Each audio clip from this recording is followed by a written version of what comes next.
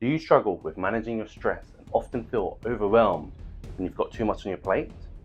Do you struggle with understanding how others are feeling and have a difficult time maintaining healthy relationships? Do you struggle with leading and inspiring people at work or within your family? If you're struggling with any of these issues, then welcome back. Alex of ONILIFE. ONILIFE is a practical self-improvement channel for people who want to live fulfilling lives. In this episode, we'll be covering emotional intelligence, EI, its history, definition, and models, and share the most practical model out of them all. The term emotional intelligence seems to have first appeared in a 1964 paper by Michael Beldot and a 1966 paper by B. Lerner titled Emotional Intelligence and Emancipation. However, the term only gained traction after Stanley Greenspan put forward a model to describe EI in 1989, followed by another by Peter Salvoy and John Mayer the following year. It was further popularized with the publication of Goleman's book, Emotional Intelligence, Why It Matters More Than IQ, in 1995. The term has become so widespread that hundreds of thousands of publications have been written, and as of 2024, there are over 20,000 results of emotional intelligence on Amazon.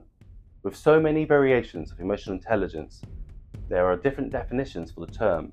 However, the term which best incorporates all of the key concepts of the topic is Langley's 2020s. Emotional intelligence, the ability to perceive, understand, and influence our own and others' emotions across a range of contexts to guide our current thinking and actions, and to help us to achieve our goals. Currently, there are three main models: ability model, trait model, and mixed model. The ability-based model by Salvoy and Mayer uses emotions as useful sources of information that helps you make sense of and navigate the social environment.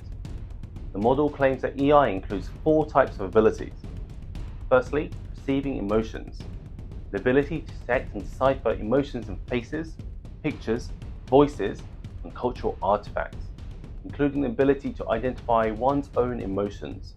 Perceiving emotions is a basic aspect of emotional intelligence, as it makes all the other processing of emotional information possible.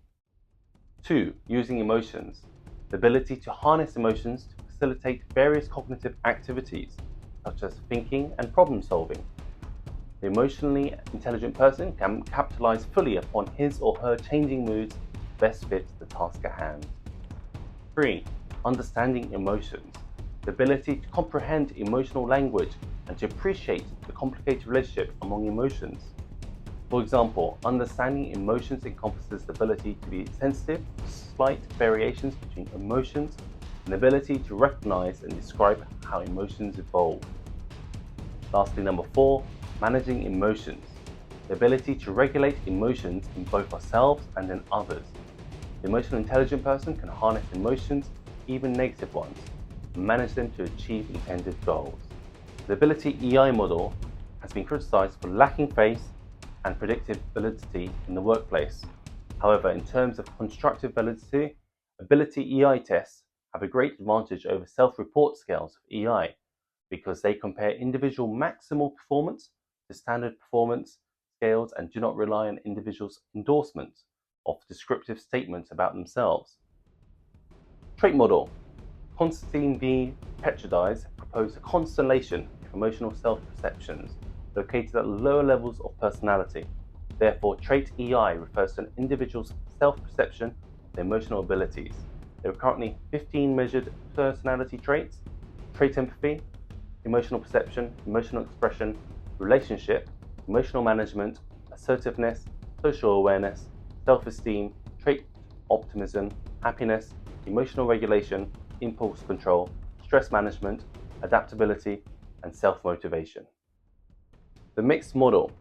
The model introduced by Daniel Goleman focuses on EI as a wide array of competencies and skills that drive leadership performance. Goleman's model outlines 5 main EI constructs. 1. Self-awareness, the ability to know one's emotions, strengths, weaknesses, drives, values, and goals, and recognize the impact on others by using gut feeling to guide decisions. 2. Self-regulation involves controlling or redirecting one's disruptive emotions and impulses and adapting to changing circumstances. 3. Social skill managing relationships to get along with others. 4. Empathy, considering other people's feelings, especially when making decisions. 5. Motivation, being aware of what motivates them. Goleman includes a set of emotional competencies within each construct of EI. Emotional competencies are not innate talents, but rather learned capabilities that must be worked on and can be developed to achieve outstanding performances. Goleman persists that individuals are born with a general emotional intelligence that determines their potential for learning emotional competencies. Goleman's model of EI has been criticized in the research literature as mere pop psychology. After researching these 3 and other EI models, I want to share with you the EI model, which covers all areas of emotions and breaks it down into simple categories. Emotionintell's EI model by Lansley is based on the mixed model but with some changes. There are 4 quadrants altogether. The first quadrant is self-awareness, which is about perceiving and labeling our emotions as they occur, covered in ONILIFE episode 17. Check it out after this. Identifying and anticipating triggers for our own emotions. Appraise and appropriateness of initial emotional reactions to goals. The second quadrant is self-management, which is about interrupting initial thought and our own emotional reactions where appropriate. It's covered in ONILIFE episode 11 and 12. Adopt strategies to manage your own emotions when appropriate. Initiate and regulate emotions to support goals. The third quadrant is social awareness. Read others' emotional signals across multiple communication channels. Hypothesize about others' emotional signals and appraise options for our own actions relative to goals.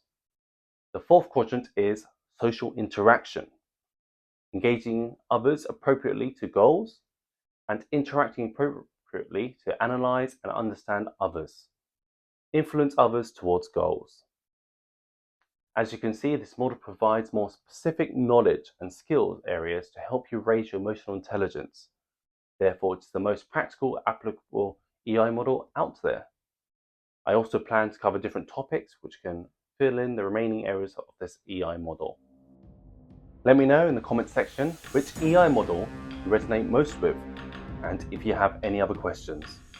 In next week's video, you'll learn about how to self-manage your own emotions. Can't wait to see you again. I hope you have a fantastic week till then. Peace out.